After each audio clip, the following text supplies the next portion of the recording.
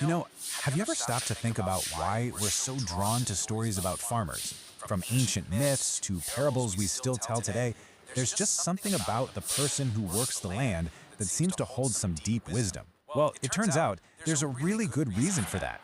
Because in a way, the farmer's story is our story. Let's dig into it. Right, so why this fascination? The answer, and this is what's so cool, goes way, way deeper than just growing food. The farmer represents one of the oldest human dramas there is. A story that, believe it or not, you and I are living out every single day. And this is the heart of it all. Think about it. The farmer's field is the perfect metaphor for our lives, isn't it? It's the small patch of order that we try our best to cultivate, all while pushing back against the chaos of weather, chance, and just life. So to really get this, we're going to look at 3 classic farmer archetypes and see what they teach us about our own dance with luck, fate, and control. Okay, let's start at the very beginning with the farmer as a pioneer. And I'm not just talking about a person. I mean the farmer as this revolutionary figure whose actions didn't just change their world, they literally set the course for all of human history. For millions of years, our ancestors were nomads. Just imagine that life, constantly on the move, following herds, searching for plants, never really knowing where your next meal was coming from. Absolute uncertainty. Then, around 12,000 years ago, everything changed. People figured out they could plant seeds. They could tame animals. Now, this wasn't just a new technique, it was a fundamental shift. It was humanity's first real attempt to grab the wheel and control its own destiny. But, like any big change, this new way of life came with a major trade-off. On the one hand, life became way more predictable. If you know where your food is going to be next season, populations can boom, and you suddenly have time to invent things like pottery. But on the other hand, diets got less varied, and people are now stuck on one piece of land.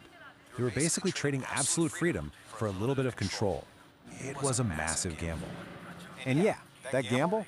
It had some serious unintended consequences. See, for the first time in history, large groups of people were living side by side in permanent villages. And that was great for building a community. But it was also the perfect breeding ground for something else: disease. Our first great act of control over nature immediately spun off a whole new set of problems we couldn't have seen coming. And that's the theme you're going to see pop up again. So, humanity's first big swing at control kind of backfired, right? It just created new problems. And this led people to seek new ways to understand the world.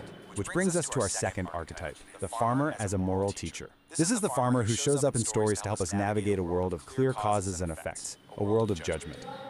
You've probably heard this line before. It's the beginning of one of the most famous stories ever told, the parable of the sower.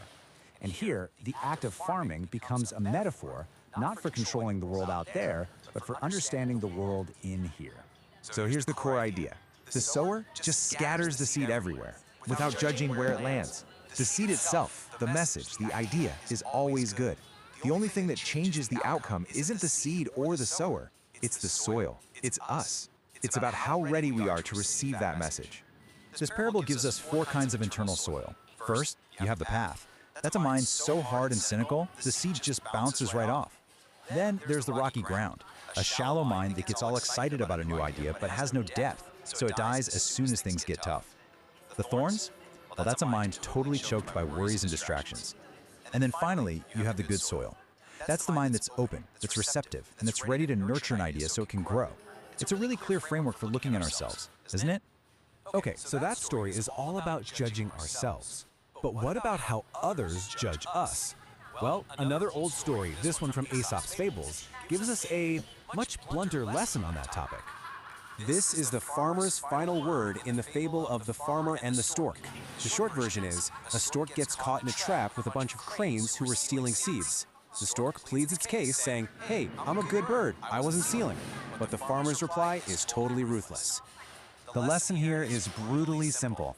You are judged by the company you keep. End of story. So, between these 2 tales, we get a very black and white picture of the world. Take care of your inner soil and watch who you hang out with. The consequences seem direct, predictable. But, come on, is life really that simple? And that brings us to our final and most mysterious archetype, the farmer as the wise sage. This is the one who takes that clear, black and white world of judgment we just talked about and turns it completely on its head. There's this ancient Taoist story that illustrates this perfectly. So a farmer's only horse runs away. Seems like a total disaster, right? His neighbors all come over to say how sorry they are. But then the horse comes back and it brings a whole herd of wild horses with it. Incredible luck. But then his son, while trying to tame one of these new horses, gets thrown and breaks his leg. A terrible tragedy. Until, finally, the army comes to town, forcing all the able-bodied young men to go fight in a deadly war, and they have to pass over the son because of his broken leg. Now, through this whole chaotic roller coaster, the farmer's reaction is the key to the entire story. To the bad news of his horse running away, he just says, maybe. To the amazing news of getting more horses, he says, maybe.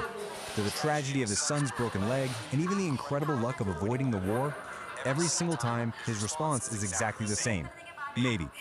The philosopher Alan Watts, who loved telling the story, really hit the nail on the head when he explained its wisdom. The entire process of nature, of life, is just so complex that it's actually impossible to know if any single event is truly good or bad. We just can't see the whole picture. And this isn't just some clever old folk tale. It's a really deep teaching from a text from the 2nd century BC called the Huanzi. It gets at a central idea in Taoism, that the universe is always in flux. What we call good luck and bad luck, they aren't permanent states.